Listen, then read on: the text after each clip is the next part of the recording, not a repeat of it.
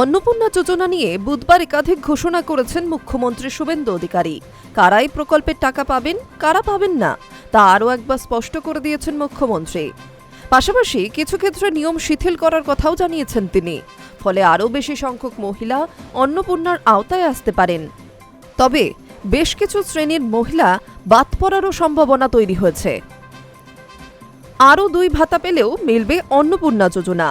বুধবার নবান্নের সাংবাদিক বৈঠক থেকে মুখ্যমন্ত্রী জানান, মাসে 10,000 টাকার বেশি উপার্জনকারী কোনো মহিলা অন্নপূর্ণা যোজনার সুবিধা পাবেন না। বছরে পারিবারিক আয় 12 লক্ষ টাকা হলে এই প্রকল্পের সুবিধা মিলবে না। পাশাপাশি আবেদনকারীর বয়স ও জমির মালিকানার ক্ষেত্রেও বেশ কিছু শর্ত রয়েছে।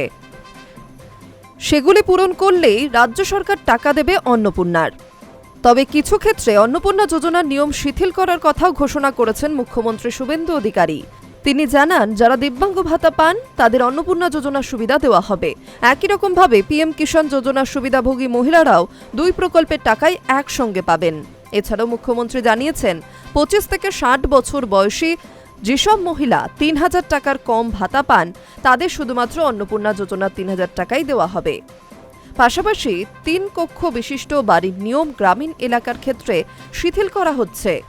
অন্নপূর্ণা যোজনা নিয়ে যোগ্য উপভোক্তাদের আশ্বস্ত করে শুভেন্দু অধিকারী জানিয়েছেন, 17 আগস্ট থেকে যোগ্যদের অ্যাকাউন্টে টাকা ঢুকতে শুরু করবে। ভেরিফিকেশন সম্পূর্ণ হলেই আবেদনকারীর অ্যাকাউন্টে টাকা পাঠানো হবে। জেলা ধরে ধরে অর্থ দপ্তর এই কাজ করবে বলে জানান তিনি। জুন ও জুলাই মাসে অন্নপূর্ণা যোজনার প্রথম 2 কিস্তি দিয়েছে রাজ্য।